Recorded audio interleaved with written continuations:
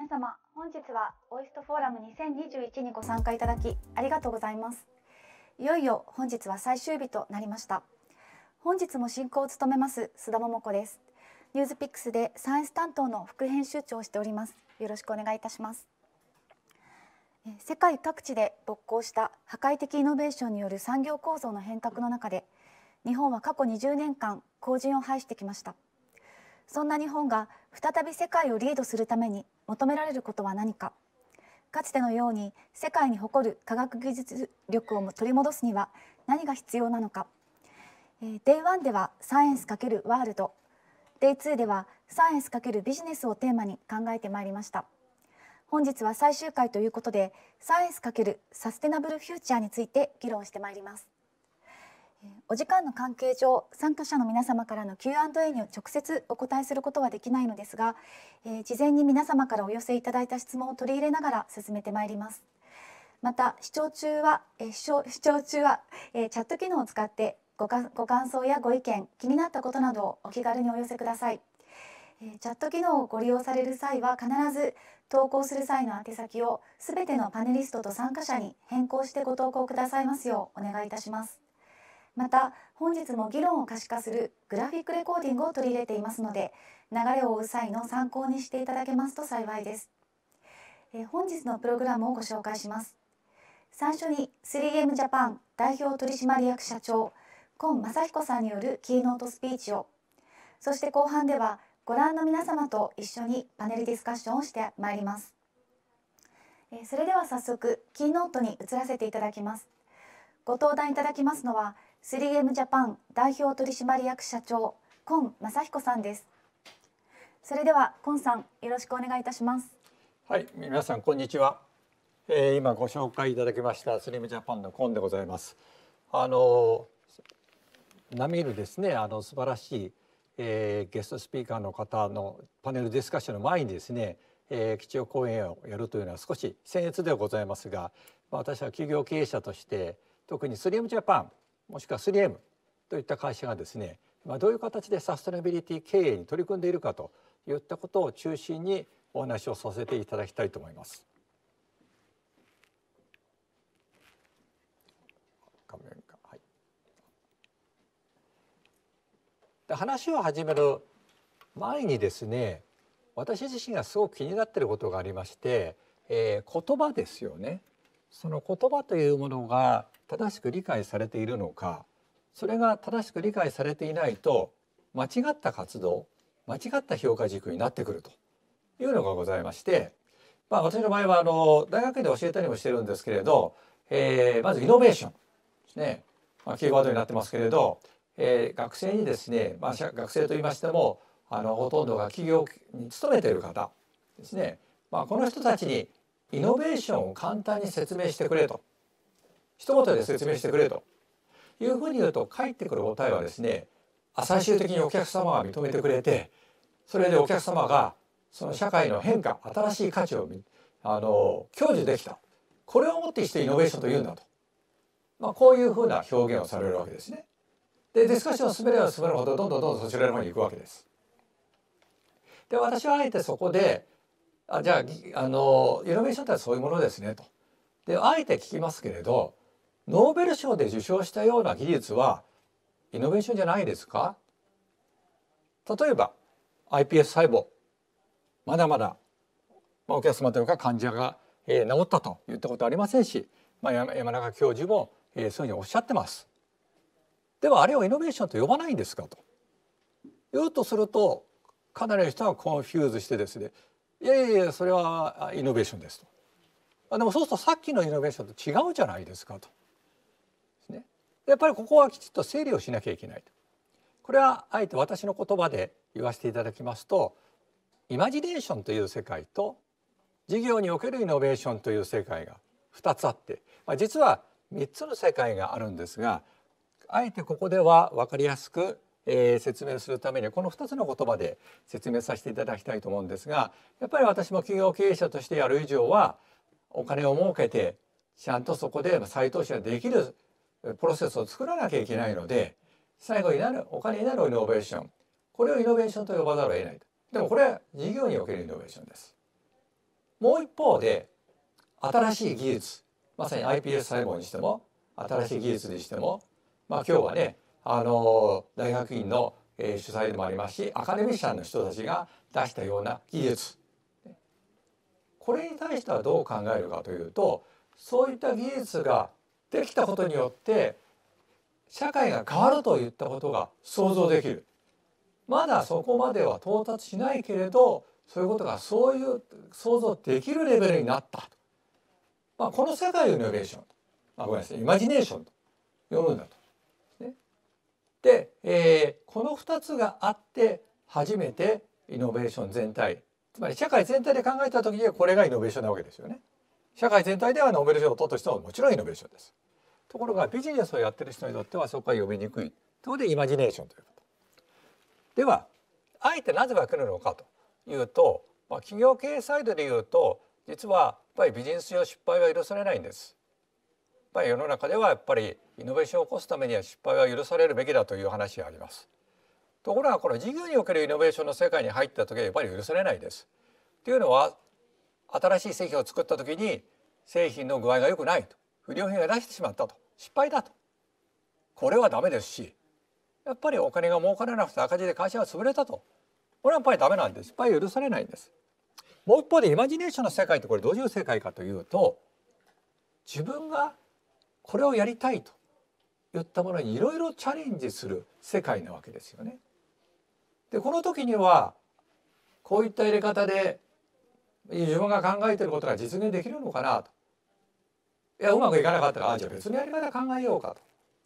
である意味で言うとこれ失敗なんですけど、それで失敗は許容されるわけです。で失敗を許容されるというのはこのイマジネーションの世界なんですね。そしてイマジネーションの世界で最も大事なことは、実はイノベーションを起こした人たちっていうのは一番初めから事業におけるイノベーションを起こしてやるぞと思ってやってる例はほとんどないです。ほとんどの人が自分が今思っている課題、私はこういうことを研究したいんだ、そういったものにどんどん追求して言っているうちに最終的にイノベーションが起きるわけですね。だから結果としてイノベーションが起きるといったことで初めから狙ってないんですね。ですからそのイマジネーションの世界というのは失敗も許されるし、みんなが自分で自由にいろんなことをできるといった世界で、事業におけるイノベーションというのはちゃんとプロセスを見てやると。そして企業経営でいうといかにもこの下の事業におけるイノベーションだけをやればいいんじゃないかと考えがちですが、実はこれだけをやるとアイデアが枯渇してきて最終的には新製品というものは出なくなり、出たとしてもお客様の期待に応えられなくなり、事業としてはうまくいかなくなるんですね。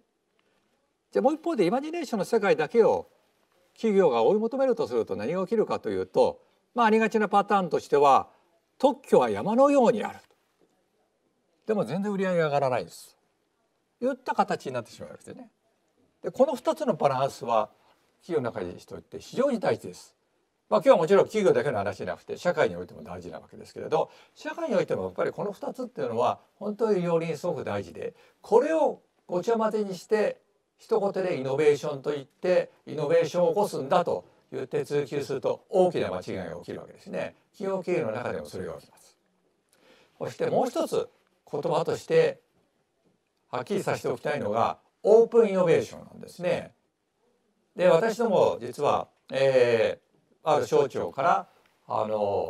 ノベーションってのはどういうものが起きるんだろうねっていう調査を受けて、割と私も昔いい評価をいただいたんですけれど、3M さん一つだけうまくいってないものがありますねと言われて、それは何ですかと言ったら、オープンイノベーションが全然ダメですねと言われたんですね。実は私どもにとってみたらオープンイノベーションは我々にとってのハート、経営戦略の中心になるものなんで、そこを否定されたということは全てを否定されるということで、どういうことでしょうかと言って説明を受けたのは、いやお宅の研究所の人たちエンジニアっていうのは大学の研究室と共同研究ほとんどやってませんね、他の企業の方たちと技術交流はあまりやってないですよねと、いう指摘を受けたんですね。正直言ってそれは事実です。我々はどちらかというとクローズドシステムを使ってて、クローズドで、自分たちの技術の中で閉じ解きながらそれで進めていって、ただその技術と実際のそれを使うお客様との交流をものすごく重視してるんですね。これは詳細また後ほどお話ししますけど、私に言わせるとこれこそが本当のオープンイノベーションでは、指摘されたやっぱり大学の研究室と企業の研究所が一緒になって新しい技術を見つける、もしくは交換し合うと、これは大事なんですけど、それはオープンテクノロジーじゃないですかと。このオープンテクノロジーとオープンイノベーションをごちゃ混ぜにするとまた間違った形になると思うんですね。やっぱりここをきちっと整理した上で、それぞれのアプローチも違いますし、それぞれ重要です。どっちかだけでいいって話じゃないです。それをうまく理解した上でそれに対してマネージする、もしくは推進するっていうことが必要です。それの具体的にじゃあ 3M はどういうふうにしてやってるのかというのを、説明させていただきたいと思います。まず3M、皆さんご承知の方もねいらっしゃるかと思いますが、大体多くの方が、ご存知なのはポストイットノートですね。非常にメガヒットでほとんどの人がご存知なんですけれど、実は私どもの売り上げのほとんどは B2B でございまして、ああいう文房具ですとかものはどちらかというと、もちろん重要な商品でありますけど中心ではないんですね。で、実はビジネス的には20個の事業部がありまして、あらゆるビジネスで出てます。でそれを世界のほとんど全ての国で展開しておりまして、今5メーター以内に必ず 3M の製品があると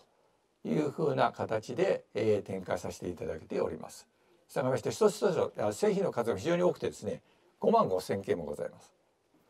ただ付加価値、つまりお客様に対する、付加価値、新しい価値を提供するってことを中心してますので、金額的にはそんな大きな売り上げではなく、ニッチなところを多く見つけながらやるっていうビジネス展開をしてますので、売上自体はグローバルで3兆円ちょっと、こういった、会社でございます。今ビジネスグループはごめんなさい、事業部が20個ぐらいでビジネス展開をしているというお話をしましたけれど、それを4つのビジネスグループに分けながらやらさせていただいてます。一つがセーフティー&インダストリアルと、ここはちょっと写真でご覧になって分かる通り、フェイスを全部囲ってしまうマスクですとか、今割とねマスクはいろいろ中心になっていたりしますし、あとヤスリでありますとか工業用テープ、そういったものを中心にやらせていただいています。それからトランスポーテーション&エレクトロニクス、このトランスポーテーションっていうのは実は自動車メーカーさんですね。私どもは創業当初から自動車メーカーさんの成長とともに発展してきたっていう歴史もありまして、自動車メーカーさん、それからエレクトロニクスメーカーさんにはファクトリーオートメーションであったりとか、もしくはコネクターといったものをやらせていただいていたんですが、昨今自動車メーカーさんとエレクトロニクスメーカーさんが、だんだん垣根がなくなってきて一緒になってきて、自動車の伝送化であったりとかになって、我々もそこを一つにして進めさせていただきます。これはどちらかというと、我々が持っている110年の歴史で持っているものからだんだん製品として展開したものを使っているといったものになります。これはヘルスケアですね。ここはまさに今N95 というマスクでですね、あらゆる面で話題になりましたけれど、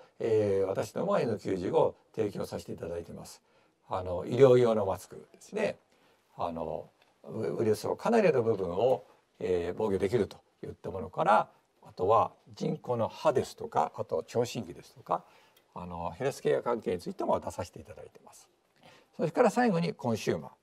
ー、これが先ほどのポストイットですとかキッチンスポンジ、こういったものを、出させていただいて、広い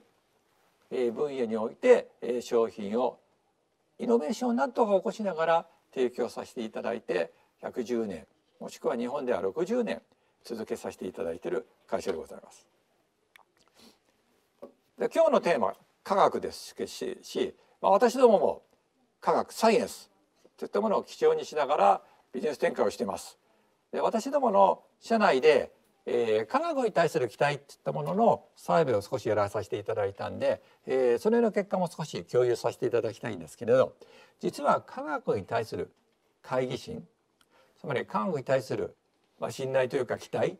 つったものが年々悪化していたんですね。ところがこのコロナ、これの影響からですね、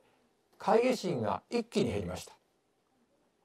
ご覧いただいて分かるとおり2022年の頭のところではですね32だったので、もう今は21% まで、もうかなり5年前のよりももっと会議心が落ちてる。逆の言い方をすれば科学に対する期待値がものすごい高まっているといったことが感じております。ではその科学に対する期待というのは特にどこに期待しているのか。当然一番上に来ているものはやっぱりコロナに対するソリューションですね、治療法。これに対して科学が何とかしてくれるんじゃないかといった期待値がものすごい高いと。これはグローバルで日本では全く同じで、それは当然疑いの余地もないところです。で2つ目に来ているのが実は気候変動なんですね。気候変動に対する科学への期待値といったものが非常に高まっている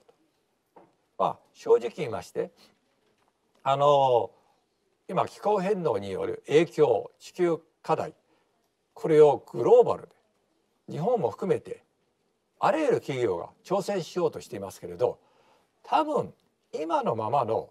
技術、生活の仕方、やり方では解決できない。じゃあどうやってそれを解決できるんだっていうと、やっぱり科学によってのイノベーション、これが起きて初めて解決できるわけですね。ですからそれが皆さん理解されて、それに対する期待が高まってきている。では 3M はそれに対してどういうふうな対応をしてきているのかと。まず我々はもう科学が世界を変えるんだといったことを表題にしながらお客様および社内でも活動しております。そして2019年からはですね、新製品、我々の5万5,000件の商品を持っていると言いますけど、新製品をどんどん出して入れ替えてるわけですけれど、その新製品を出すプロセスの中で2019年以降については、そこから出す新製品についてどのような社会的課題を解決することができるのかといったことがコミットメントの中に入ってなければプロセスとして進めないといった形をとって、よりそちらにフォーカスするようにしております。そしてサステナビリティに対しての我々の取り組みは3本柱でやらせていただきます。まずは循環型経済に貢献すると。これは廃棄物をなくしていく。製品を作るときに、リサイクル製品をどんどん使っていくといったことで、サイクルをどんどん使っていくということ、これをサイエンスを使いながらこれに貢献していくと。2つ目は気候変動、これに対する問題を解決していきましょうと。これはもちろん気候変動のためのリニューアルエナジーですね、太陽光、あそこの部材であったりとか風力発電、それに対するシールを貼って効率を上げるといったもの、そういったものを含めて負荷、それから当然我々が工場で使うもの、これについてもエネルギー量を落としていくといったこと。それから我々ウィンドウフィルムといってですね、窓ガラスに透明のフィルムを貼ることによって透明でありながら熱を中に入れない、つまり空調温度の調整が楽にできてエネルギーを使わないといったもの、これがサイエンスで気候変動をやるって解決の2本柱です。それから3本目がサイエンスでコミュニティに貢献すると。これはもう社員だけじゃなくて世の中全体に貢献していきましょうと。特にステム教育に我々は力を置いています。当然科学ですから、ステムというのはサイエンス、テクノロジー、エンジニアリング、マスマティックス、要は理科系教育ですね。これに対してより貢献していくというのを考えております。で我々の、取り組みの強化といったものを目標値として出しております。これから20年から10億円の投資、それから2050年、我々もカーボンニュートラル RE100、日本の国家もそれに対して向かっていますけど、我々はそれに向かっていくとですね。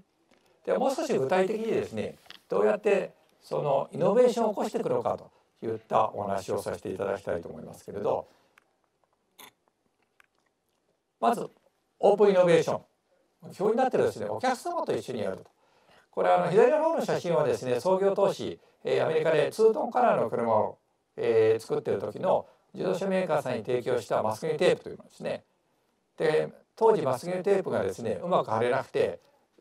上下の塗装がうまくいかないと、これは我々のエンジニアおよびセールスマンが製造現場に行ってですねそれを見つけ出してそれに対してソリューションを出していた。から右の方はもう最近の例ですけれど、これは病院でですね点滴をやるときにその上にこうシールを貼るわけですけれど、それがきつすぎて結局肌を痛めてしまうといった問題、それに対してクモの巣状の、粘着面をつけてソリューションを与えると、言ったようにですねインサイトから考えるといったことをしています。さらに事業計画におきましてもですね、その社会が直面する変化といったものを見ながら、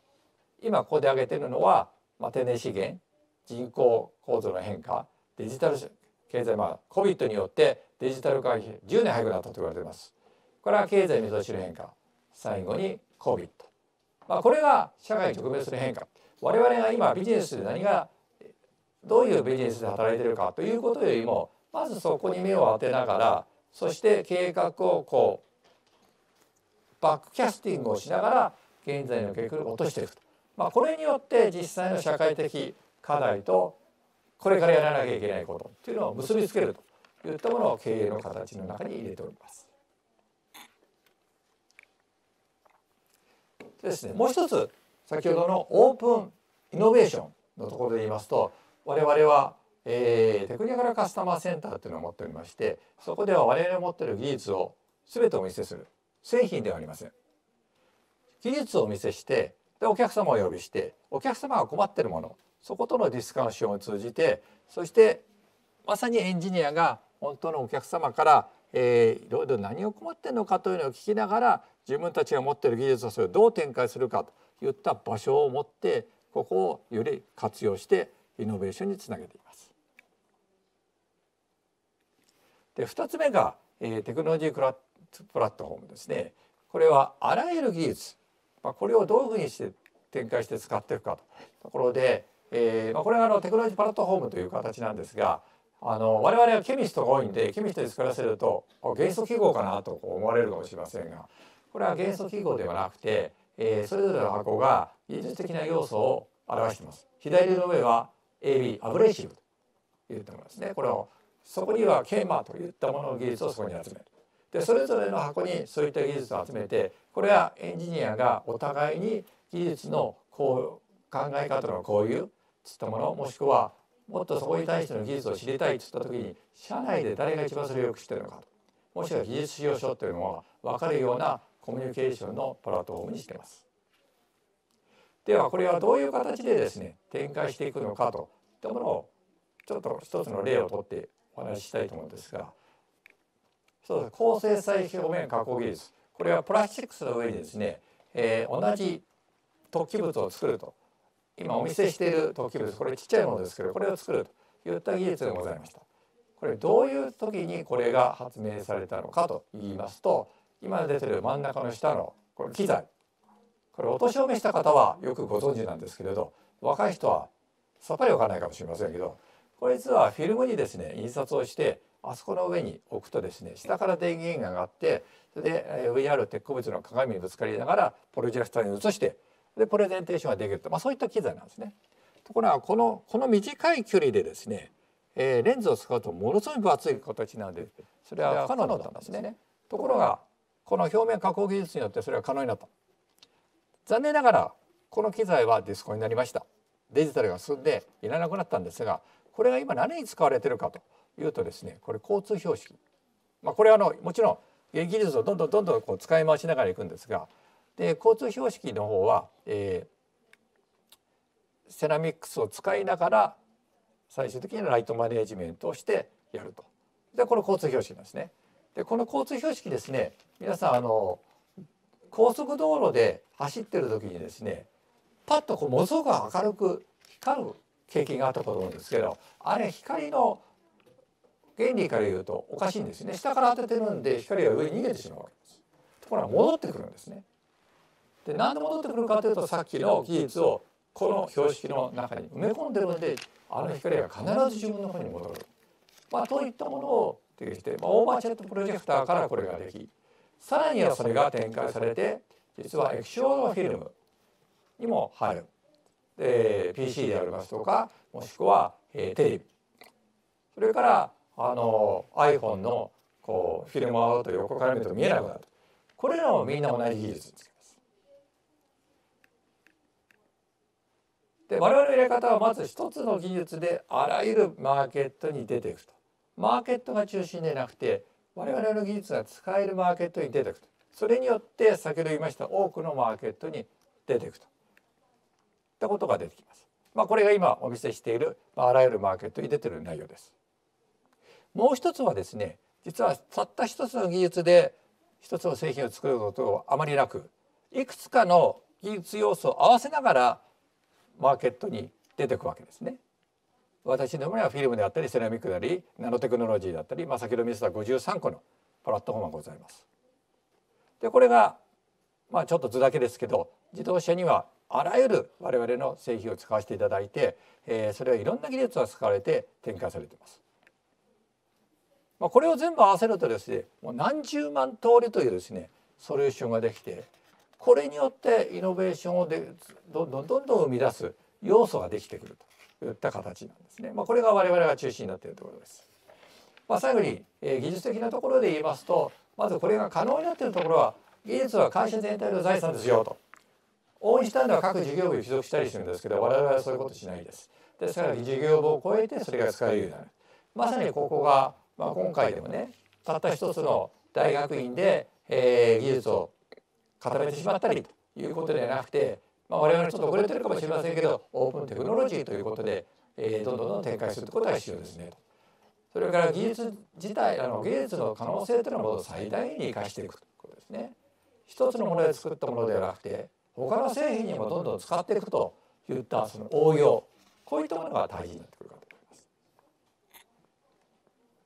で、そこからアイデアが出て、今この真ん中のグリーンで見せているところが事業におけるイノベーション、つまりそこにおいてずっと、ここからビジネスです。そしたらどんどんもう製品としてお客様にそれをすると。一番左のアイデアホッパーというところがイマジネーションの世界です。イマジネーションから出てきたアイデアをこのプロセスに乗せていくと。このプロセス、真ん中にこれをどうやるかっていうプロセスが入るんですが、ここがやっぱり技術をアイデアをもうみんなが好きなことをやってアイデアを出すところからソリューションになってお客様につなげていくと、このプロセスをきちっと回していくということが非常に重要になってくると、ね。で最後にコラボレーティブカルチャーといったことをお話ししたいと思います。やっぱりイノベーションを起こすためにはイノベーターが大事です。我々にとってイノベーターはエンジニアです。エンジニアの脳みそがものすごい心地よい状態で、これで、日々活動することによってイノベーションが生まれるわけですね。でそのための仕組み、いくつかこうわーっと挙げてますけど、今日はちょっと2、3、お時間の関係で挙げさせていただきたいと思いますけど、まず我々の中心になっているもの、あえてちょっとウィリアム・マクナウトと名前出させていただきましたけど、我々110年の歴史の中で、38年間に及び企業トップを務めた、言ってみたら我々の、その真髄といったものを作ったものなんですが、そこの基本的なものはまず優秀な社員を採用して、重要なところは自主性を持ちなさい。そのやりたいことをやらせなさいと。上から強引にこれをやれあれやれといったものではイノベーションは生まれないんです。イノベーションは自分がやりたい、イノベーターもしくはアカデミシャンの人が自分がここについてやりたいといったものに対してどんどんそれをサポートしてあげてやらせてあげる。こういう研究をしなさいとかそういうことをやっちゃダメだということを言うんではダメなんですね。そして2つ目がこれアメリカの会社なんでどうしてもモーゼの10回みたいなのがあるんですけれど、人間としてやってはいけないこと10個、さらに11個目、汝アイデアを殺すなかれ。社内においては上司はどうしても権限を持ってますんで、確固たる反証材料がない限りアイデアを殺してはいけない、ね、そんなやり方はダメだと。もしくはこういうやり方でやれというようなことを高圧的にやろうとしたらアイデアが死にます。さっきのイマジネーションの世界です。そしてイノベーションは生まれません。イノベーションを生まれるためには各人が気持ちよくそれに対してアイデアをきちっと出させるといった体質を作っていくとですね。これはぎゅうぎゅうぎゅうぎゅう固めないとですね。そして我々にとって実は一番大事なそこのポイントは 15% カルチャーというのがあります。これは不分自律です。人事規定じゃないんです。内容的には 85% は上司の言うことを聞きなさいと。だけど 15% については自分のやりたいことをやっていいと。なおかつやりたい時に会社の設備を使っていいんだといったことを社内に残して、それを奨励して、そして実は我々にとっての非常に目が人でポストイットノート、これはそういう活動から出てきたものなんですね。やっ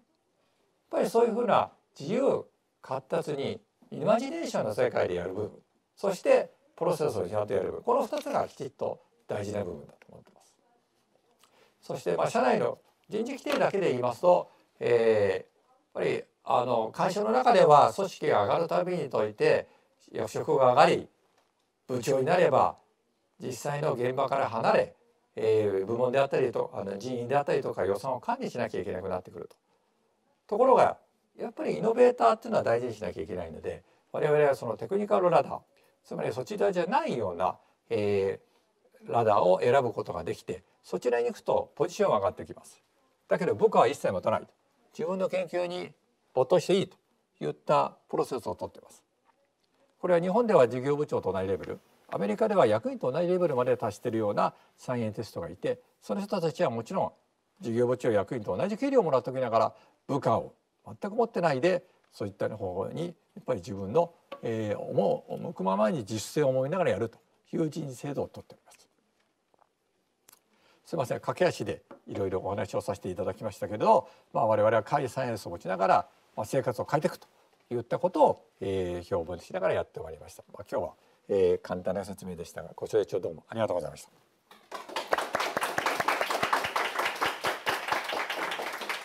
今さん、貴重なお話をどうもありがとうございました。次のパネルディスカッションもどうぞよろしくお願いいたします。気候変動や人口増大、天然資源の枯渇など地球規模の問題が山積する中で、グローバル企業である 3M さんがどのようにそうした社会的課題に取り組んでおられるか、そこで科学技術がどのような役割を果たしているかということが伝わってくるご講演でした。特にサステナブルな価値を持つ分野に投資していくというだけではなくて、全ての製品に持続可能な未来につながる価値がなければリリースもしないというお話は非常に印象的でした。また社員の自主性を重んじるアイデアを大事にするという方針で、そこからポストイットが生まれたというお話は、Day1、Day2 のキーワードでもあった知的好奇心の重要性というところにも通ずるお話だったかと思います。さて、これより2分間程度場面転換を行ってまいります。このお時間を用いて、本日のテーマサイエンス×サステナブルフューチャーに沿ったオイストの取り組みをご紹介させていただきます。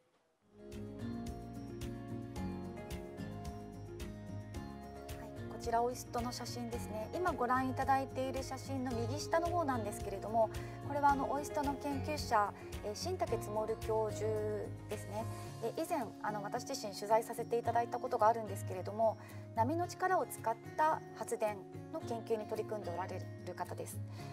波の力、波力で海中のプロペラを回して発電するという研究です。波力、海洋エネルギーというのは今太陽光、風力に次ぐ次世代再生可能エネルギーの一つとして注目されています。新竹さんもともと加速器分野で国際的な成果を上げた物理学者なんですけれども、オイストでも量子波光学顕微鏡というとても難しい名前の研究開発をされているんですけれども、2011年の冬に恩師でノーベル物理学賞受賞者のバートン・リヒターさんという方に、これからは人類のためになる研究をしろと、新しいエネルギーを探せとそう言われて、それをきっかけに再生可能エネルギーの研究を始めたんだそうです。実はバートさんのアドバイスには続きがありまして、海には絶対行くなと、塩害もあるし波が高いから難しいという忠告されたそうなんですね。でも新竹さんは、権威がダメだということこそ試す価値があると思って、海洋エネルギーの研究を始めたとおっしゃっていました。あえて恩師の言葉に逆らうという天の弱なところが素敵だなと思って伺ったのを覚えています。今波力発電はモルディブで実証実験中だということです。でまたこのほかオイストでは、地球温暖化のによってサンゴの生息域がどんどん北上しつつあるという問題があるんですが、サンゴのゲノム解析をすることで温度耐性がどういう遺伝子で決まるのかといったことを調べる研究者の方もいらっしゃいます。この、今ご覧いただいているのは、国内外の大学生を集めて1週間ワークショップをして、科学に対する思いを語ってもらうというようなコンテストもオイストでは開催しているそうです。やはりそのサステナブルフューチャーというのは次の世代を育てるということも大事になってくるわけですが、そういった活動も盛んにされていると。でまた今、なんとですねオイストの学生さんの多くは外国からの学生なんですけれども、日本人の大学院生を積極的に募集中ですというお話でした。今ご覧いただいているのは博士号の卒業式ですね。はい、あと実は、次の世代ということではないんですがオイストの教員も4月末まで募集中であるということですのでもしご興味のある方はウェブサイトをぜひご覧になってください。はい、会場の準備が整ったようです。それではこれよりパネルディスカッションに移らせていただきます。本日のパネリストの皆様をご紹介させていただきます。今日は嬉しいことに皆様リアルに会場にお越しいただいています。まず OECD 東京センター所長村上由美子さん、続きましてアバターイン CEO 深堀明さん、続きまして渋沢&カンパニー株式会社代表取締役コモンズ東進株式会社取締役会長渋沢健さん、そしてキーノートに引き続きコンさんにもパネリストとしてご参加いただきます。そしてモデレーター私須田が務めさせていただきます。それでは皆様どうぞよろしくお願いいたします。まずはじめに、パネルディスカッションからご登壇いただいている3名の皆様に、お一人3分ずつほどで自己紹介をお願いしたいと思います。まず村上さんお願いできますでしょうか。はい、よろしくお願いいたします。OECD の東京センター所長を務めております村上由美子です。私のですね略歴はもしスクリーンの方でですね、簡単にご覧になっていただければと思います。ここでは OECD が何をしているかというところをちょっと簡単にご紹介させてあげたいと思います。皆様多分 OECD というのは、メディアで、新聞だったりさまざまなですね、オンラインのメディア等々でOECD の統計によるというような形でよくお耳にするんじゃないかと思います。何をやってる、この国際機関かと申し上げますと、簡単に言うと政策提言をですねするプラットフォームを提供しております。さまざまな国のですね政策をですね議論する立場にいらっしゃる方々、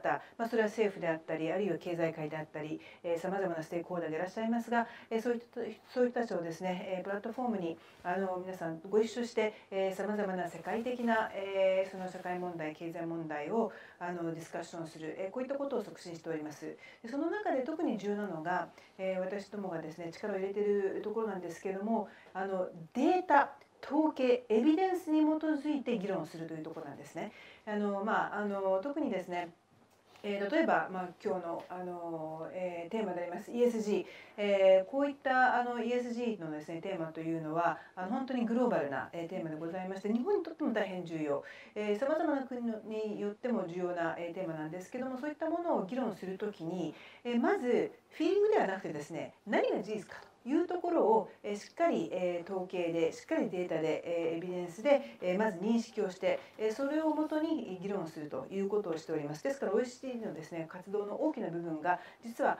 各国のデータをですね収集してそれを比較可能な形に分析をするというところにかなり大きなリソースを割いております。今日のお話も実はそういったところを踏まえてですねいかにエビデンスベースでグローバルなイシューを語れるかというところもですねちょっと皆様とお考えをここですり合わせながらですね進めていければというふうに思っております。よろしくお願いいたします。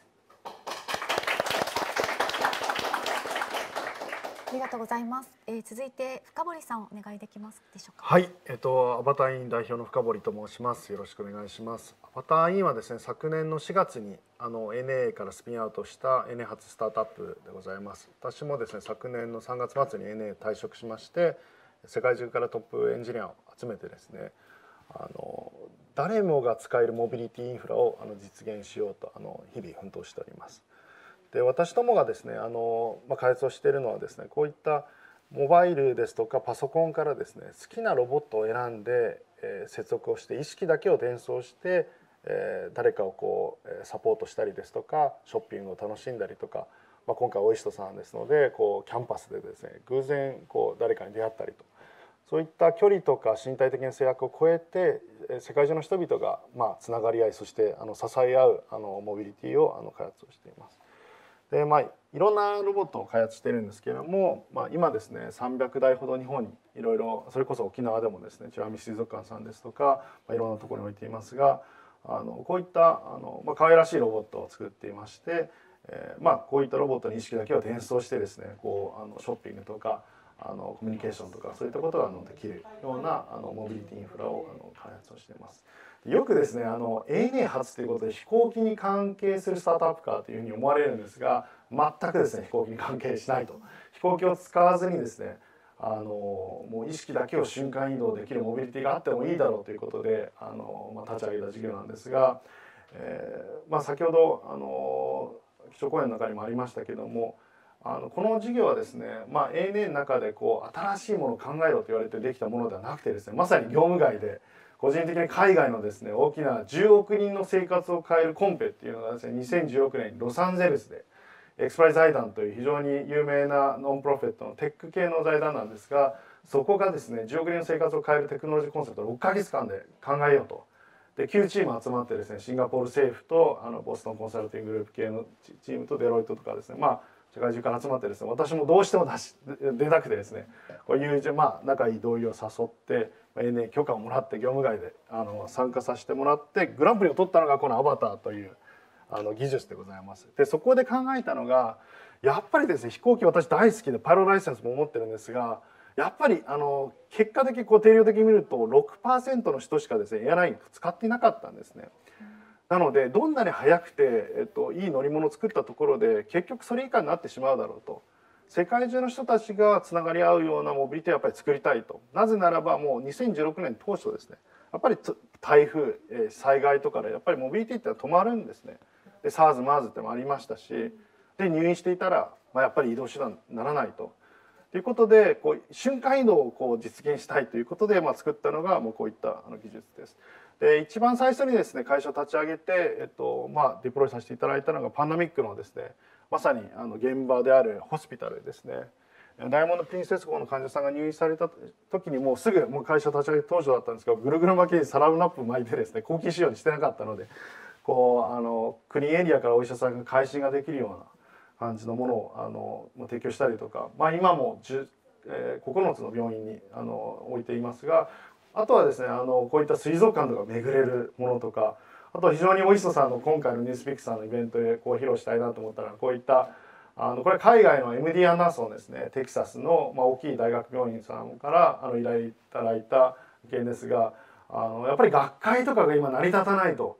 偶然いろんな先生方が会って化学反応生まれるっていうことが一番の面白みなんだけど、それがやっぱり Zoom とかだとできないということで、ロボット200台貸してくれっていうことを言われまして、で200台はまだですねもううち300台しか作っていなかったので、同じ場所になかったので、とりあえず20台ちょっとでうちのオフィスに空いてるものを使いませんかということで、実際ですこれ日曜日の朝5時ですね、弊社のオフィスに MD アンダーソンの教授の方々が入られて、お久しぶりみたいなポスターセッションをですねやっている風景でございます。非常に面白くて、やっぱりロックダウンみたいになってますので、全員テキサスなんですが、なぜか日本橋のうちのオフィスに皆さんネットワーキングしていると、不思議な状況です。でこちらはですね単身赴任者の家庭ですとか高齢者の家庭にもデプロイしていまして、ちっさなお子さん、この、葵くんというお子さんなんですけど、アバターネイティブでして、もう生まれたところからもうアバターロボットをです試験的に入れて、単身赴任者のお父様が毎日入るわけですね。でこのお子さんにとっては人間は瞬間移動してやってこれるというふうに思ってますので、おじいちゃんおばあちゃんですよ、シアトルの方ですので、土日はおじいちゃんおばあちゃんが瞬間移動してきて、平日はお父さんがやってくると。これすごく面白かったのは奥様がですね非常に評価してくださって、やっぱり旦那さんがもう面倒見れるので奥さんはこう支度とかできるわけですね。こういった世界がまさにサイバーフィジカルじゃないですけれども、デジタルとリアルが融合する世界なのかなっていうのは思いました。あとこういったコラボレーションですとか、あと宇宙とかに打ち上げたりとか、あとは、今ちょうど東京駅でやってますが、ユーハイムさんってバームクーヘンのですね、川本社長からの依頼でこうバームクーヘンの技術をこう伝送したいということで、我々の伝送技術とかをですねコラボレーション提供させていただいたりしております。ということで誰もが使えるモビリティを実現したいということはやっております。よろしくお願いします。意識だけではなくて技術も伝送できちゃう。そうですね、スキルとかですね。なので溶接工のスキルがなければ、これからアバターでダウンロードしてこうやろうと思ったら一発でできるとか、そういったところが可能になると、まさにもうマトリックスみたいな世界が実現できていくと思います。はい、ありがとうございます。続いて、渋沢さんお願いいたします。はい、皆さんこんにちは、渋沢でございます。私はですねスライドの方にも示してありますが、20代後半から30代、資本主義の宴みたいなところでずっと仕事してたんですけれども、今から20年前2001年に、渋沢カンパニーという会社を立ち上げました。で当時は、オルタナティブ投資って言いまして、ベンチャーキャピタル、バイアットファンド、ヘッジファンドを、日本の機関投資家にご案内するようなそういう仕事をしてたんですが、その後ですね立ち上げた時から、大きな組織にから出ますといろんな気づき、いろんな出会いがあり、そしてリーマンショックという嵐の中にも、巻き込まれてですね、現在いろんな仕事に展開するんですけども、その中で、一番大きな塊っていうのが実はここに示してあるコモンズ投信という会社なんですね。これは投資信託会社でありまして、思いとしては、誰でも参加できる投資、つまり月1万円、2万円、3万円でも誰でも今日主張されている誰でも参加する投資でありまして、でその儲けっていうのが目の前のすぐ儲けっていうことではなくて、世代を超えるですから10年20年30年ぐらいの長期的な視点を持った、そのような会社を立ち上げましょうということで、2008年から、立ち上げた会社なんですね。ですけど直近一番私の時間を取ってるのは実は今ちょっとバブルになってる渋沢栄一、私の祖父の祖父なんですけれども、それについて渋沢栄一の思想を今の現代意義ですね、今の時代にそれをどうやって応用するかということのいろんな展開をしております。であともう一つ自分が今関心があるのが、実はコンスタントと一緒に経済同友会の会なんですけど、その同友会の関係でアフリカ委員会というのも10年以上やってるんですね。でそこからアフリカで起業する若手を支援するコンソーシアムっていうのを5年前に立ち上げています。でそれの、アフリカという関係っていうのはこれから考えると最も人口が増える大陸であって、日本はどんどん人口が減るっていうところなので、そこら辺のその面白い相互関係ができるんじゃないかなっていうふうに思っております。他には、東京大学の基金とかですねにもお手伝いしてますし、あとはここにある SDG インパクトというのは、これは国連の UNDP、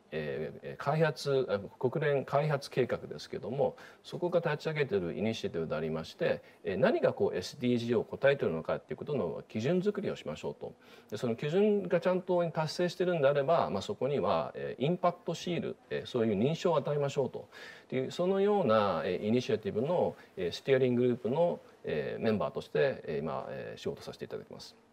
で私は今令和時代になった日本に期待している成功体験があるんですね。でそれは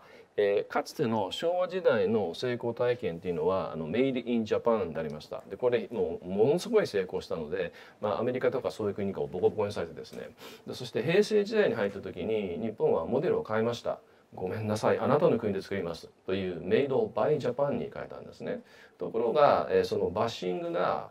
素通りされるパッシングっていうのが過去の平成時代の総括って言えると思うんですね。ですから私が期待しているこれからの日本の令和時代の成功体験っていうのは、ここに書いてありメイドウィズジャパンなんですね。一緒にサステイナブルな持続可能な世の中を世界と一緒に作りましょうと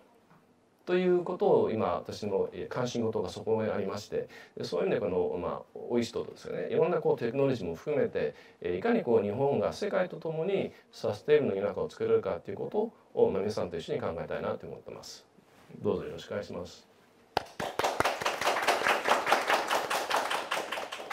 ありがとうございます。はい、今日のテーマであるサイエンス×サステナブルフューチャーを議論していく上で、2つもうすでにたくさん出ているキーワードがあって、1つが SDGs ですね。ちょっと簡単におさらいしておきたいんですけれども、2001年に策定されたミレニアム開発目標の後継として2015年9月の国連サミットで採択された持続可能な開発のための2030アジェンダというのがあるんですが、その中で記載されている2016年から2030年までの国際目標、それが SDGs です。もちろんご存知の方もたくさんいらっしゃると思うんですけれども、全部で17個のゴールが定められていて、で、その中に1番目に貧困をなくそうというのがあったりですとか、飢餓をゼロに、あと昨日もたくさん出てきたジェンダー、昨日ですね、Day1でしたかね、ジェンダー平等を実現しよう、あるいは気候変動に具体的な対策をといったゴールが定められています。でまた SDGs と関連して今非常に話題になっているのが ESG 投資ですね。ESG 投資というのはそうです、従来のその財務情報だけではなくて、環境、エンバイロメント、社会、ソーシャル、あとガバナンス、その頭文字を取った ESG なんですが、そういった要素も考慮した投資、これが ESG 投資と呼ばれています。まずこの ESG 投資について村上さんの方から今国内外の現状どうなっているかというようなところをご解説いただけたらと思います。はい、ではですね、ちょっと資料をですねいくつか用意しております。OECD でどういった議論がなされているかというところもですね皆様にお伝えしたいのですけれども、パンダミック、コロナがですね、私たちの生活をですね一から変えてしまった、経済をですね変えてしまったということを考えたときに、この経済の打撃、あるいは社会全体の打撃、ここをですね回復する中で、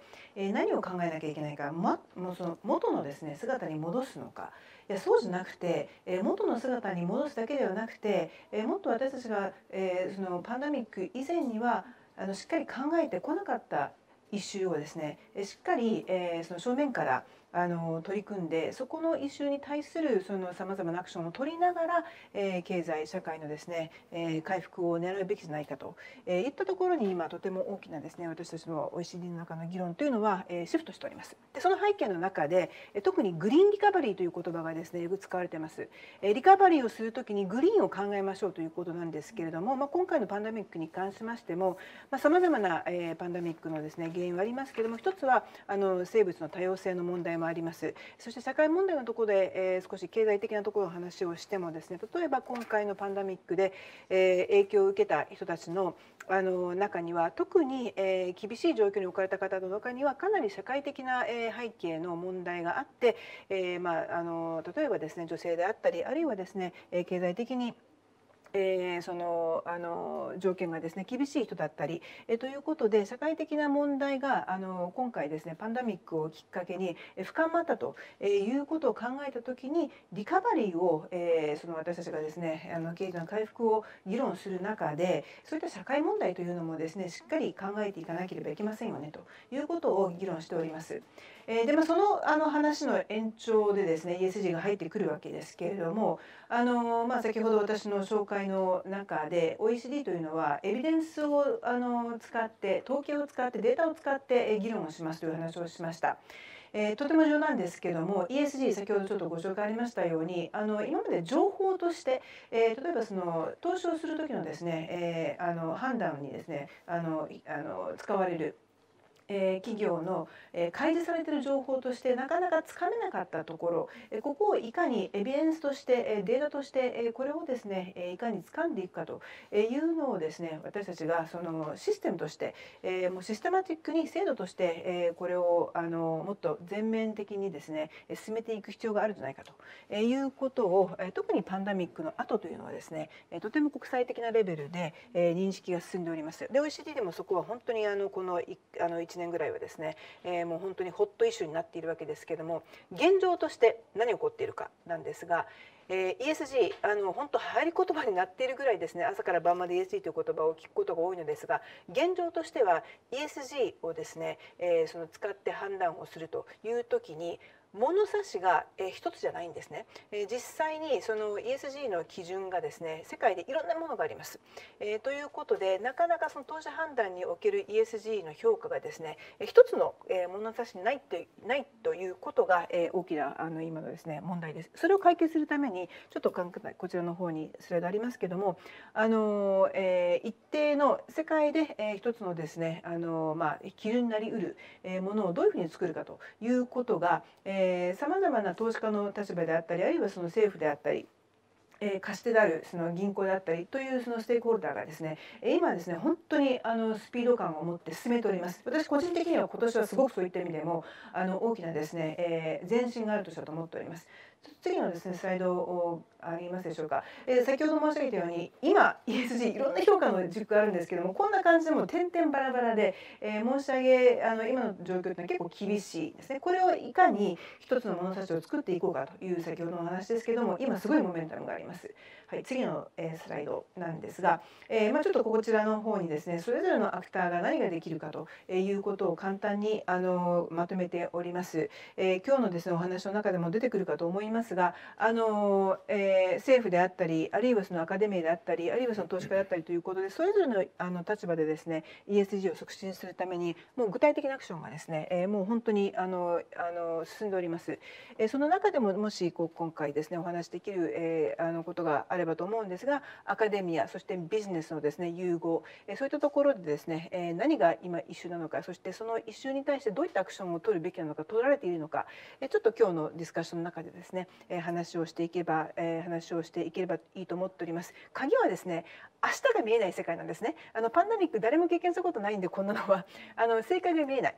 こんな正解の見えない世界で何が必要かというと、やっぱりイノベーションなんですね。1+1が2じゃなくてですね、1+1は3かもしれない、10かもしれないという可能性をいかにですね促進、その可能性を考える環境を促進していくか、そういったところに多分もしかすると私たちはですね鍵をね、そこで見出して、そこからの大きな進展があるんじゃないかなというふうに思っております。よろしくお願いします。ありがとうございます。単にそのパンデミック以前に世界を戻すということじゃなくて、それを機により良い方向に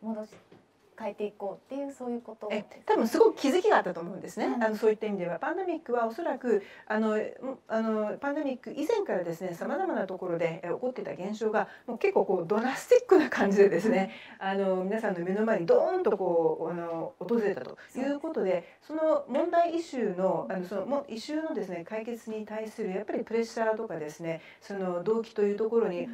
10倍速の加速のですねモメンタムが加わったということだと思います。はい、渋沢さん、この実際にその投資をされる立場の一人としてこの ESG 投資の動きというのはどういうふうにご覧になってますでしょうか。はい、この ESG という概念は実は、SDGs は2015年5年前に採択されましたが、ESG っていうのはその前の10年ぐらい、2005年ぐらい国連の議論で始まったんですね。それより前だったんですね。はい、でその時にもちろん専門家は ESG にすぐ着眼しましたけども、その時の経営あるいは資本市場の真ん中っていうかどっちかというと端っこにいたんですね。間違いなくこのようなフォーラムで ESG って言葉は出ることなかったんです。で今はど真ん中に来てるんですね。じゃあその ESG は何かって考えた時に、それは、投資家が企業の持続可能な成長を手段だと思うんです。そのための手段だと思ってるんです。じゃあどうやったらその会社のサステイナブルな成長があるかっていうふうに考えると、常に環境って変化しますよね。事業環境っていうのが。でそこに常に会社っていうのは進化しなきゃいけないんですね。コンサーンにいらっしゃる 3M っていうのはミネソタマイニング&マニュファクチャリングですよね。昔はミネソタっていう、有名なことって1000の湖があるぐらいのじゃない州に工業と製造業をやった会社がその時代の要求に合わせて今の会社になってるっていうことなので、長く続く会社っていうのは必ず進化してるんですね。でその進化の可能性が高い会社はきちんと ESG を取り組んでますねっていう、そのような考え方だと思います。でじゃあその進化のために何が必要かというと、今日の本題である、サイエンスとテクノロジーだと思うんですね。で私の、コンさんもいろんな言葉の定義されまして、で私もだけどもそれはサイエンスとテクノロジーっていうのは、これは僕はイノベーションではないと思ってるんです。これはインベンション発明だと思ってるんですね。でイノベーションはやはり顧客とかあるいは社会とか誰かのユーザーがそれっていいよねって言ってることが大切だと思うんですね。ですから、山中先生がやってる iPS 細胞、あれは僕はインベンションだと思ってます、最初は。でその時はもちろん一人だけでこれ発明しましたってことじゃなくて、ピアレビューとかあるんですけど、専門の世界じゃないですか。だけどそしてそれが社会から iPS 細胞いいじゃないってなってくると、それがイノベーションのふうに入ってくるんじゃないのかなっていうふうに、私は思ってるんですね。でそして最後もう一つ、そのファイナンシングですね。これは融資とか、出資とか、投資ファイナンス、これは何かっていうと、私はそこには、声を上げてる子だと思うんですね。声、ボイス、そこにやってる存在が、ちゃんとやってるかやってないかっていうことのいいね悪いねっていう判断してるんです。それは声を上げてることだと思うんですね。ところがですね、この世の中の、大きなお金を動かすのは、機関投資家あるいは年金基金なんですね。で、彼たちは実は仲介者なんですね。自分たちのお金じゃないんです。最終的にそのお金を運用している人たちがいるんですね。でその人たちが、声を上げないとデフォルトがあるんですね。そのデフォルトっていうのは、価格とかですね、利益の最大化っていうところがデフォルトになってるんです。声が上がらないと。だけどここの最終的なユーザーの将来の年金を受ける人たちが、いやインバイロメント、ソーシャル、これも大切だよねっていう声が上がってくると、そうするとその受託者責任としてはそれに応えなきゃいけないんですね。だからすごく大事なことっていうのは、そこにそういう声が上がることなんじゃないのかなっていうふうに思ってるんです。一般の消費者の間でということですね。消費者、生活者、いろんなエンドユーザーですよね。そこが声を上げることによって、そしてその中間にいる大きなお金がそういうESG とかそういうインバイロメント、社会のために動くっていう、ここを忘れちゃいけないと思うんですね。そこはとても重要なポイントかと思うので、また後の方で少し議論させていただきたいと思います。はい、さっきサステナブルな企業のあり方、企業のサステナブルなあり方とおっしゃってたんですけれども、そのサステナブルっていうのは地球の人類のサステナブルなあり方にもつながって今つながろうとしてるっていうことですか？それがそういう声が上がればそれに応えるっていうのはまさにそういうことあるんですけど、デフォルトは運用業界っていうのは利益の最大化なんですね。でその最大化っていうのがじゃあ今年の最大化なのか、それとも10年20年30年かけての最大かなって考えた時に、長期投資家としてはその後者なんですね。でそのためには今年一発勝負ですごい儲かったとしても、その会社が新しい事業環境に応用できなくて進化できないんであれば、次の年全然パッとしない関係ありますよね。それは長期投資の対象にならないんですね。だけど例えば 3M みたいな会社に長年かけて進化している会社っていうのはもう長期投資の対象としても素晴らしい会社になるんですね。そこまで20年30年先も見据えた投資というのをだって自分たちもだって10年20年30年少なく生きるつもりでいますもんね。今100年人生100年って言われてますから、はい、投資先も100年ぐらいは3Mみたいに継続していただけないと。はい、今投資家サイドのお話を伺ったんですけれども、そうですね、ここで深堀さんにちょっとお伺いしたいんですけれども、深堀さんはスタートアップを立ち上げた、起業された側なんですけれども、今そのサステナブルな投資がこう盛り上がってきているというお話だったんですけれども、もともと起業される時っていうのはそういうサステナブルっていうところは意識にあったんですか？そうですね、アイデアそもそもがエクスプライズアイダーのコンペでそこのそもそも1億人ではなくて10億人の生活のためにならないと箸にも棒にもかからないコンペだったので、そもそももう SDGs1 項目じゃなくて17全部解決できるとか、で我々が提案したのは、多くの社会問題ってやっぱり根本的に解決できる人どこかにいるんだけども問題が起こっている場所にライトタイムにライトプレイスにいないと。であればその瞬間移動して、そのヒューマンリソースをこう最適化できれば多くの問題解決できるんじゃないかっていうのが我々のソリューションだったんですよね。なのでそのグローバルアジェンダのその解決ですとかサステナビリティっていう例えばそのモビリティの世界でいうと瞬間移動できますんで、CO2 から言うとかなりちょっと ANA から怒られるかもしれないですが、それが不思議ですよね。まさにそうですね。でもこれはですねもう当然だと思ってますね。なぜならば、2016年にですねアバターいろいろコンセプト考えている時に東大の古澤明教授のもとを訪れて、古澤先生量子コンピューティングの権威でいらっしゃいますけれども、その時本当にテレポーテーションとかですねいろいろ調査していた時期だったんですけれども、先生がおっしゃったのはやっぱり学会とか、行くの面倒くさいよねと、飛行機でやっぱり人生限られてるし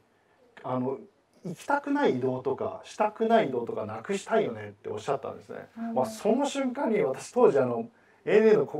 グローバルのマーケティング担当してたんですけれども、 CM 打ってる場合じゃないなと。これはやっぱりもう1週間で10カ国巡んなきゃいけない場合はアバターで行ってくださいという提案をエアラインがしないと、で本当に行きたい場合は家族でもう移動自体を楽しい移動ですね、こういうふうに提案していかないともう絶対生き残れないんじゃないかっていうのは2016年に思いましたね。で今パンデミックになってどうなってるかというと、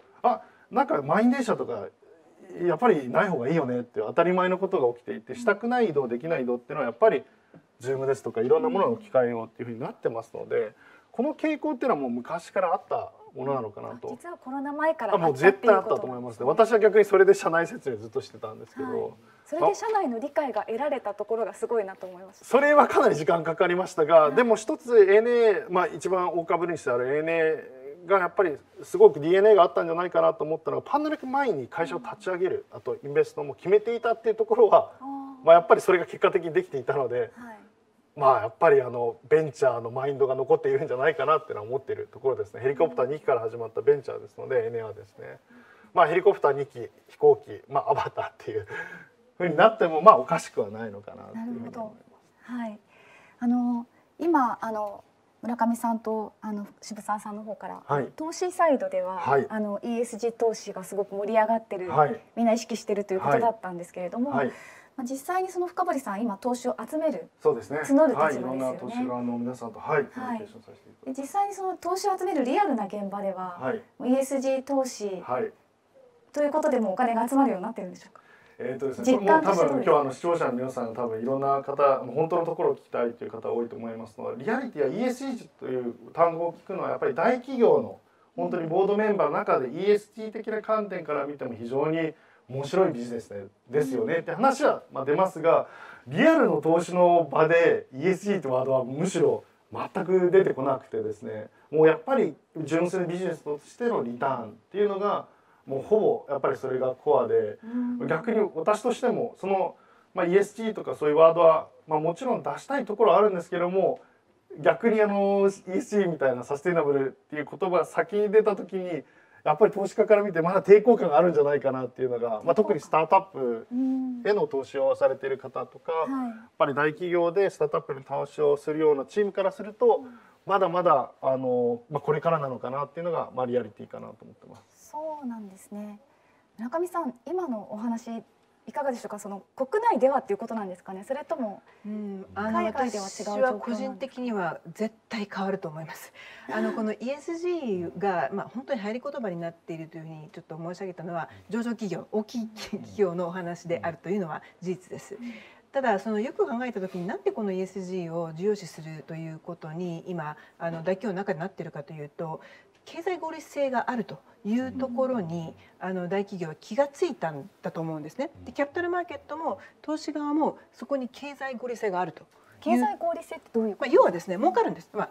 とね簡単に言っちゃうとですね、儲かるんです。要は成長するんです。で、その成長のタイムラインは長いです。もしかしたら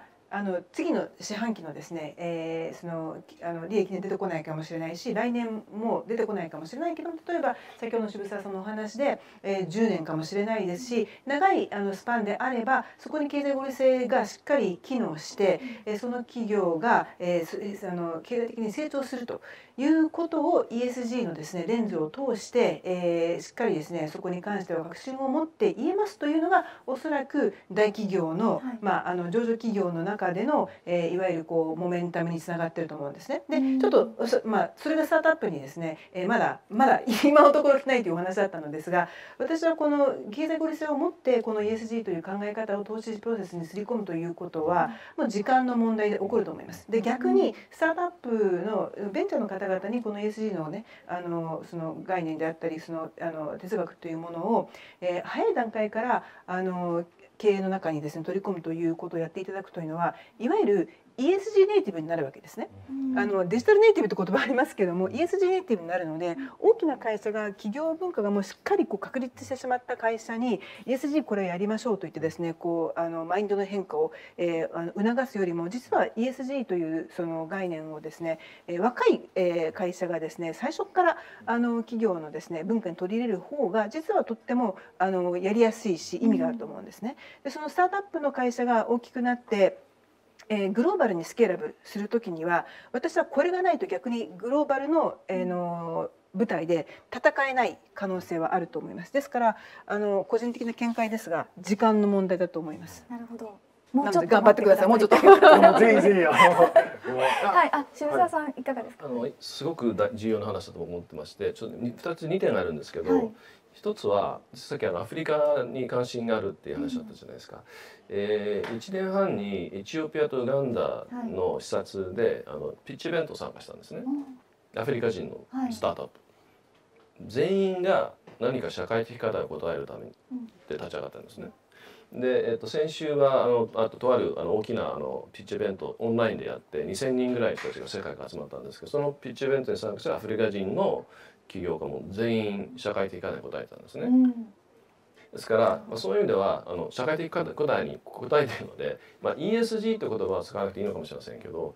明らかに社会的課題に答えてるんだから、それは堂々と胸を張った方がいいと思うのが一つです。で、あと ESG はもともとさっき話したように機関投資家のためにできたものなんですね。ある意味で上場企業向けっていうのはあるんですが、そのスタートアップとしてもいずれその会社が上場しますって考えた時に、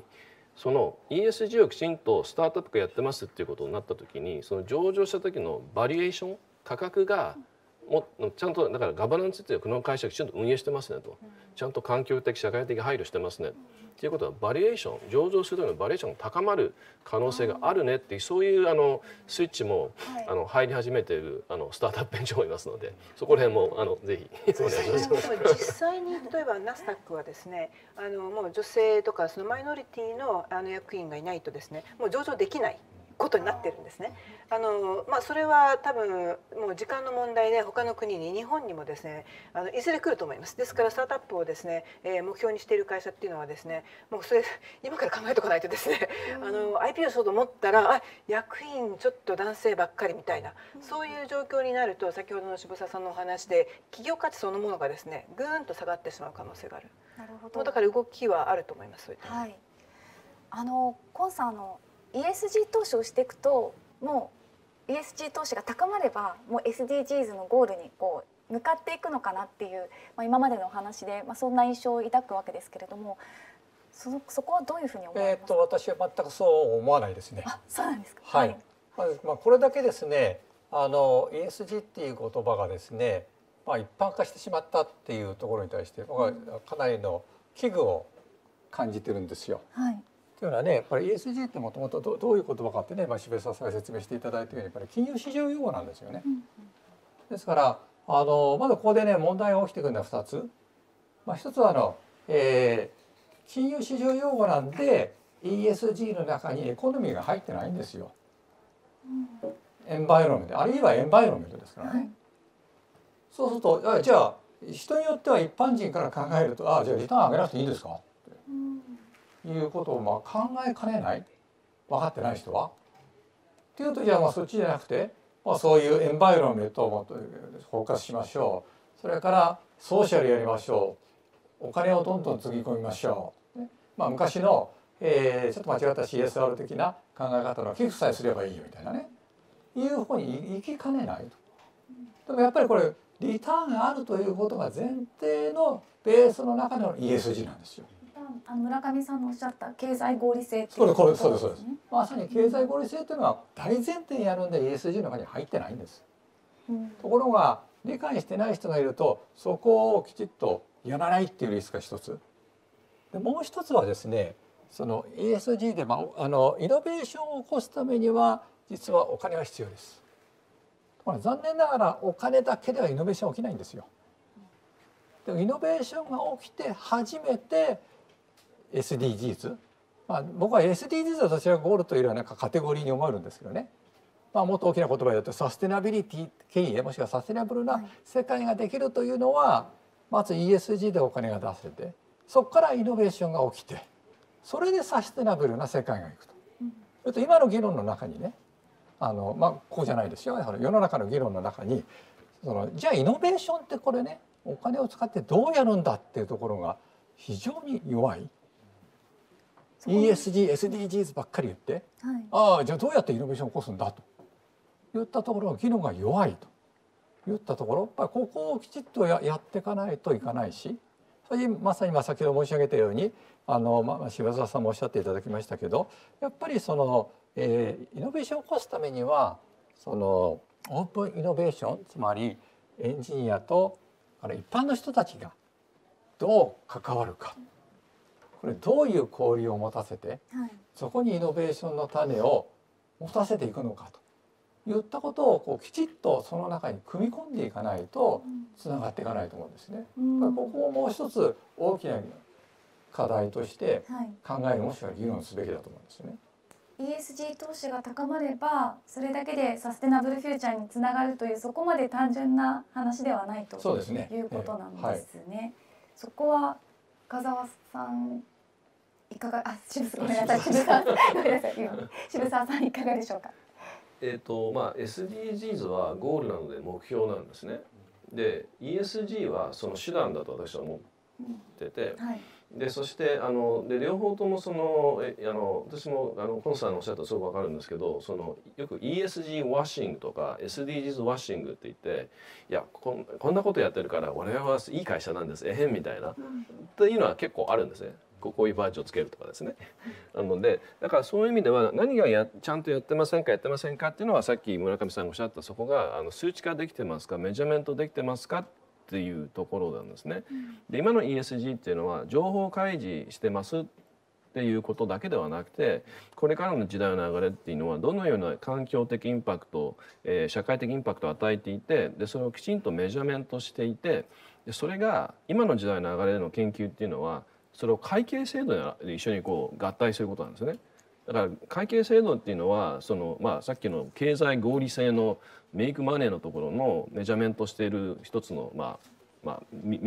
可視化じゃないですか。でそれに一緒にそこに環境的インパクト、社会的インパクトも一緒にいってなると、そうすると企業としては可視化されちゃうので、そういう意味ではそこで行動が変わるっていう、そういう時代の流れになりつつあるっていうのが今すごく面白い時代だと思ってます。なるほど。ESG 投資の村上さんのお話にあったように、まだ評価基準がごめんなさい、定まってないっていうところもあって、なんていうかまだまだちょっと発展途上の部分もあるということなのかなと。僕は一つの正しい答えも求めちゃダメだとないんですよ。だって何が環境にいいのか、何が社会にいいのかって一つの正しい答えなんてあるわけないじゃないですか。だから今いろんなそういうメジャーメントがあって、いずれそれをああだこうだやってるうちに一つの、共通言語みたいなのができてくるっていうことが重要なんじゃないかと思っていて、だから今How to のところでそこでみんなどうやってるのか分かんないってそこで止まっちゃうと思うんですけど、じゃなくてそもそもなぜこれを必要なのかっていうところの、もうちょっと俯瞰したレベルで考えて、でそして、落とし込んでいくっていう作業に今入ってるんじゃないのかなっていうふうに、思ってます。でこれはさっき言った大きなお金が動くためには機関投資家っていうのは仲介者なんですね。仲介者なので、ということはいいよねっていうだけじゃダメなんですだからきちんと自分たちはこういう ESG でメジャーメントしてます、こういうインパクトがありますってメジャーメントするできることによって他の人の説明責任が果たせるっていうわけなので、だから繰り返します。 ESG っていうのは最初機関投資家とかそういうところに入ってきた大きいお金を動かすためなんですね。ですね。決してその意見が分かれているというよりはコンさんがおっしゃったのはそのイノベーション、お金を出せばイノベーションができるというわけではないっていうところかと思うんですよね。でただそのDay1 Day2でもイノベーションという言葉たくさん出てきたんですけれども、ちょっと個人的な疑問としてはそのイノベーションを起こすためのノウハウみたいなものってもう確立されて、必ずしも確立されてないんじゃないかなと言いますか。サイエンス×ビジネスという昨日のテーマでも議論したんですけれども、その道筋は見えているようで必ずしも確立されているわけじゃないのかなというような印象もあるんですけれども、そこはコンさんいかがですか？そうですね。だからイノベーションってね、さっき一番初め話したように一個の大きなくくりの中を全部イノベーションと呼んじゃうとそうなっちゃうんですよ。でまずは一番初めのイマジネーション、私がお話したイマジネーションの世界、実はここお金が必要です。当然ね。で当然その中ではリターンは見れない。長期タームでね、柴田さん長期タームで見れたらそれは見れますけれど、短期では全然出てこないわけですよ。実験をどんどんやってなかなかうまくいかなくて、やっと技術が出てくるっていうね。でここのプロセスところが今度、技術が確立されましたといったところから実際に世の中の人たちが便益を被って価値を享受できるといったところに一つの架け橋が必要なんですね。私今日本で一番欠けてるのはこの架け橋だと思ってるんですよ。大学なりそれなりの技術だったりそういうことはやられてます。大手さんもやられてます。ところがなんで日本は遅れてるって言われるんだろうと。例えば iPhone なんかね典型的だと思うんですけど、基礎技術は日本のが持ってたわけですよ。もう部材なんか日本企業がいっぱい供給してたわけですよ。ところがそう架け橋を架けられないがために、技術を使えないがために全体のイノベーションを起こしたのは日本じゃなかったと。あれは一つの例ですけどね、やっぱりそこをどうやってつないでいくかと。これも一つの企業ではないんですよね。社会全体、国も含めてアカデミックも含めてここをやっぱりきちっとやるっていう、ここのプロセスをきちっと分けながら考えて確立されれば日本はまだまだいけると私は思ってますけどね。なるほど。深堀さんは今その技術をまさにイノベーションにつなげるために日々格闘されているところかなと思うんですけれども、今までの話どんなふうにお聞きになってますか？そうですね。もう私はそもそもフライトオペレーションエンジニアリングという、運航技術っていう、ANA の総合職の中でも結構特殊な仕事をしたくて入社したんですけども、サイエンスもですね、サイエンスとエンジニアリングとかあと情熱ですよね。やっぱり我々のアバターイン社がちょっと多分変わっているアプローチを取っているのは、我々ってロボティクスの研究室から生まれたスタートアップではなくてですね、純粋にやっぱり移動できない人っているよねと。普通に無菌室に入っているお子さんからするとパンデミックだろうがそうだなかろうが普通に目の前にガラスの向こうにいる兄弟にも会えないっていうのが日常なわけですよね。と思った時にやっぱり移動手段ってもうちょっと概念変えなきゃいけないよなと。自動運転が目の前に来たとしてもそもそも乗れなければモビリティじゃないよねっていう、やっぱりそこから考えた時にやっぱり大学の先生とか我々は理化学研究所に一つチーム作って研究アルゴリズム伝送の映像伝送のアルゴリズムの研究ずっとしてますけども、やっぱりそこには結構ヒントがあってですね、でそれをやっぱり見つけに行くとこれ使えるなと。そしたらもう通信環境悪い世界でも快適に映像伝送できるなとかですね、やっぱりヒントは結構そういうアカデミアとか研究所にあってですね、それやっぱり見つけに行くっていう、もう逆にユーザー側からこう見つけに行くとか、はい、そういうのはこれからどんどん起これば日本かなりいろんなビジネスブレイクスルーできるんじゃないかなというふうに思ってますし、我々は逆にロボット好きの集まりで会社を作ってないので、全くそのロボットに関心ない人がツールとしてそのロボットを普通に当たり前に使うっていうビジネスですので、そういった時にロボティクスのここ使えるなとか、足りない技術はここにあるなとかですね、そういうふうにしていますね。ただ一番こだわってるのはやっぱりリアルの現場とかにやっぱり出して、実際に使ってもらって、フィードバック300台でプロトタイピングで実装しているんですけど、なかなかそれもやってないんじゃないかなっていう、あんまりやらないですよね。プロトタイプ300台実際フィールドに出して実証やってるスタートアップとかそこまで多分ないと思うんですけど。そうなんですね。はい、そういうのも結構地道にやってますね。なるほど。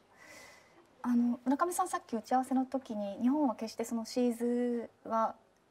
日本のそのサイエンスの実力というところは世界からまだまだ評価されているというのをお話しされてたんですけれども、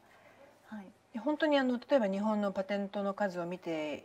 みると世界でトップレベルですし、あるいはその日本人の教育レベルというところを私たち OECD で調査してますけども、やっぱトップレベルなんですね。そういう意味ではいろんな意味で世界のトップレベルをいっている分野というのは日本はあるのです。でじゃあなかなかイノベーションがっていう問題をですね考えた時に先ほどポーさんがおっしゃったブリッジなのかなっていうのはちょっと考えてまして、要は先ほど 3M の前の社長のねお言葉のところで否定はするなの社長部下のねアイデアを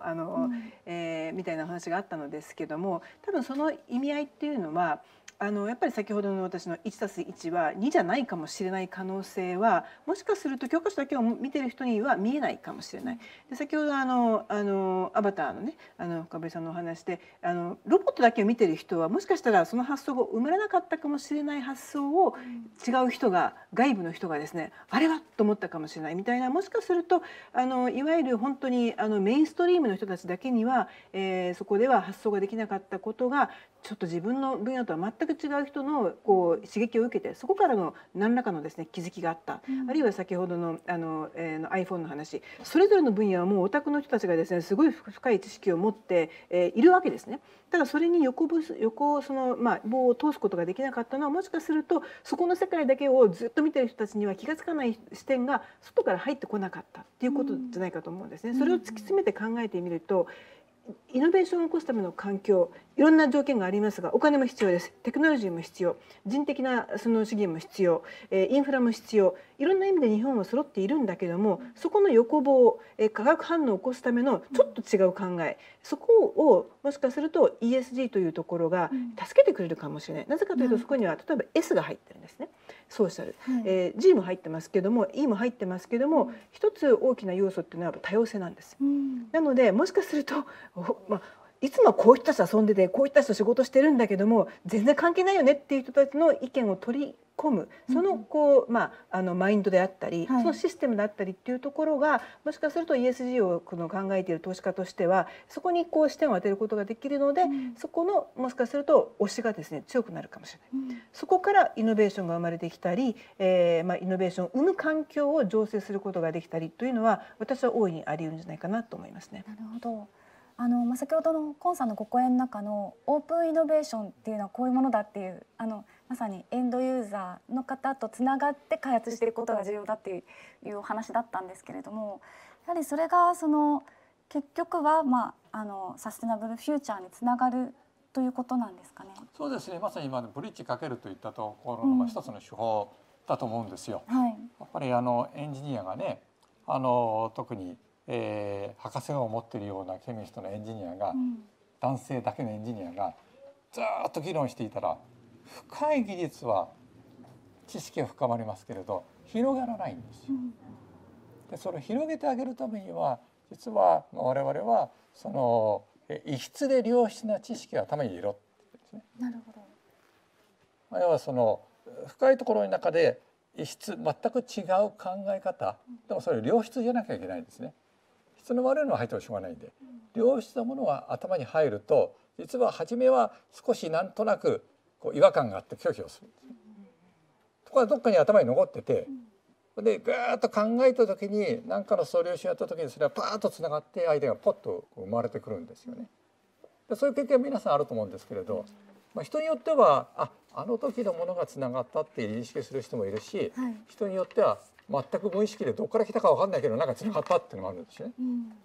そういう意味ではその異質で良質なもの、つまり、ケミストのエンジニアとしてはケミスト以外のそれこそ、主婦であったりとか学生であったりとか、もしくは IT のエンジニアであったりとか芸術家であったりとか、そういう人たちと良質のものを入れていくってね、やっぱりこのプロセスはやっぱりそのアイディアだしイノベーションを生むためにはものすごい大事だし、まさにその今ね多様性ダイバーシティ重要だっていう話をしてるんですけれど、私はそのダイバーシティのまさに重要なところっていうのは、そういったねその男性のケミストだけが集まったところに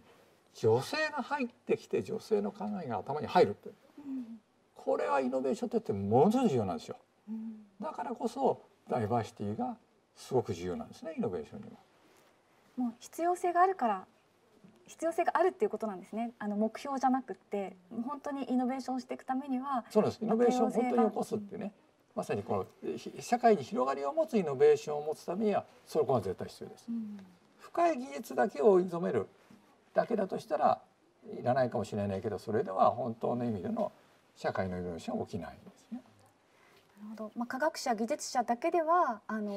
進んでいかない、イノベーションも起きないし、社会も進展していかないということだと思うんですけれども、そこは先ほど渋沢さんも一番最初におっしゃっていただいた開発の現場での話を今してたと思うんですけれども、実はその後その長期的な投資ということを考えていった時に、一番最後の消費者の視点っていうところも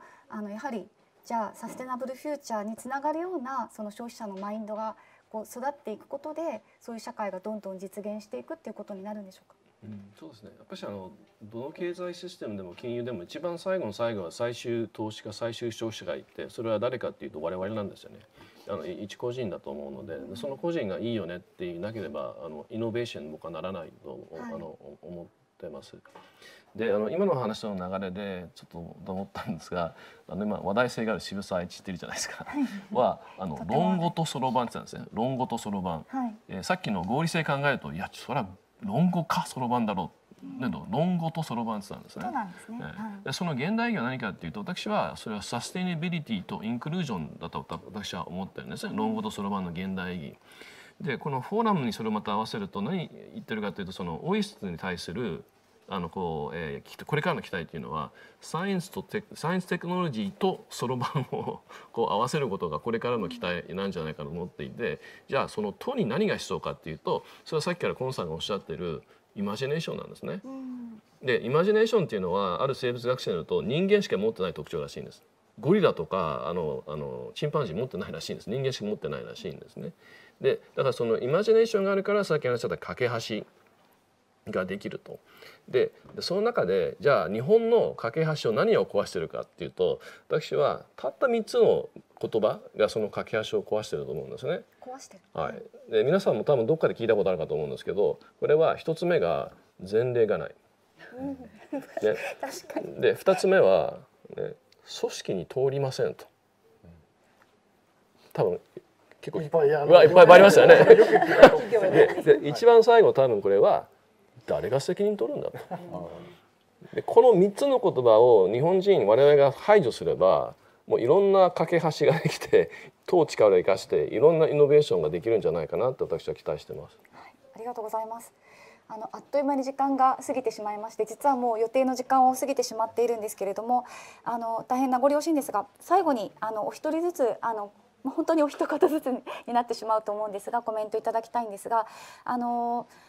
その SDGs ということが、今日一つキーワードになってたんですけれども、その中で科学技術というのはどんな役割を担うのか、すでにお話の中でも強調していただいた部分でもあるんですが、最後に一言ずつお願いしたいと思います。コンさんからお願いできますでしょうか。はい、そうですね。まず科学技術をねきちっと生かしていく、科学技術そのものに対する追求っていうのは日本はそこそこできてると思うんですね。そうするとそれをどれだけ他のところとつながるかといったところでいうと、やっぱり我々今日本人が最もやらなきゃいけないことは、自分たちと違う人と接する、つまり日本の国の中だけで閉じてんじゃなくて、ぱり外の人、外の国の人、やっぱり外に行くと、例えば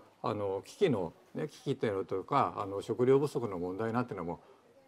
日本の比じゃないくらいすごい問題があるわけです。やっぱりそういう人たちと接すると言ったことによって全く違うものを頭に入れていくって、そういう活動が必要だと思うんですよね。はい、ありがとうございます。深堀さんお願いします。はい、私はそうですね。今日オーディエンス、の方でなんか新しいアイディアとかチャレンジしてみたいなと思われた方非常に多いのかなというふうに思ってまして、そういった方々に一つ私のリアリティをですねお伝えしたいなと思うのは、もちろん ANA ホールディングスでもですね新規事業っていうデジタルデザインラボっていうチームがございまして、私もですねこのアイディアを一回そこにかけたことがあるんですね。でそこの壁にはですね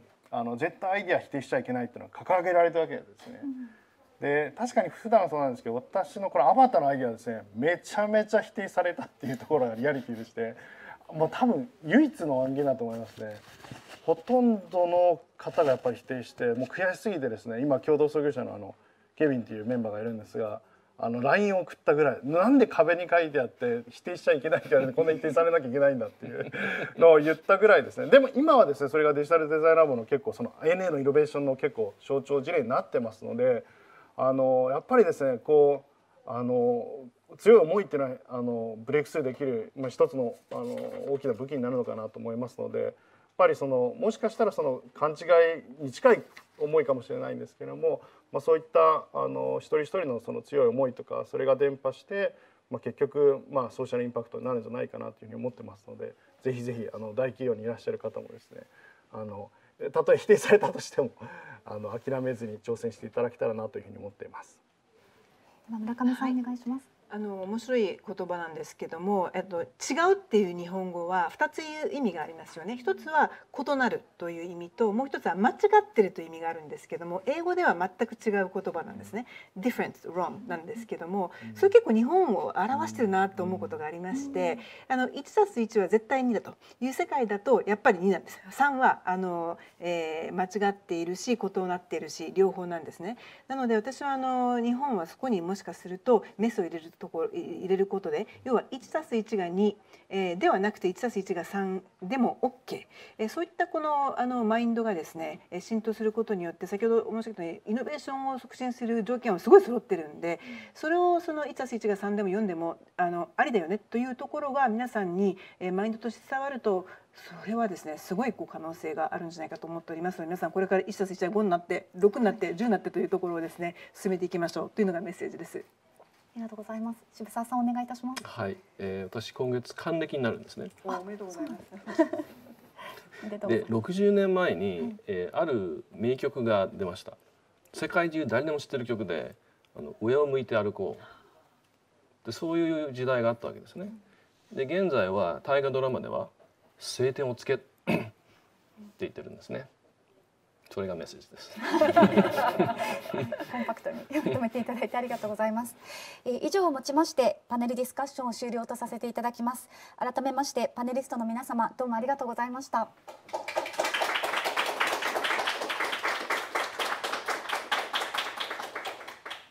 い、それでは最後に、沖縄科学技術大学院大学より、ビデオにてクロージングのご挨拶をさせていただきます。